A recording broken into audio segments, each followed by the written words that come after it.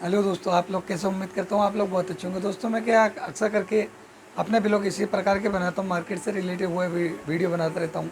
और भी कई वीडियो हैं दरगाहों से रिलेटेड, कई प्रकार के वीडियो बनाता हूँ। मगर मेरी वॉइस की वजह से मेरे वीडियो भी इस टाइम जो है आप लोग पसंद नहीं कर रहे हैं, तो उस पर बराबर व्यू नहीं आ रहा है, ना आप किसी को इसको वीडियो को शेयर कर रहे हैं।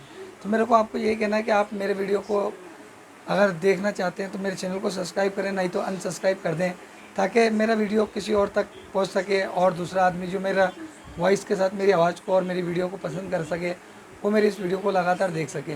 तो मेरा आपसे यही कहना दोस्तों, अगर आपको मेरी वीडियो पसंद आती है तो आप मेरे चैनल को सब्सक्राइब करो और ज़्यादा से ज़्यादा दोस्तों में मेरी वीडियो को शेयर करा करो, ताकि मैं जो अपने ब्लॉग बनाता हूँ वो आप तक पहुँच सके और आपका प्यार मुझे मिल सके।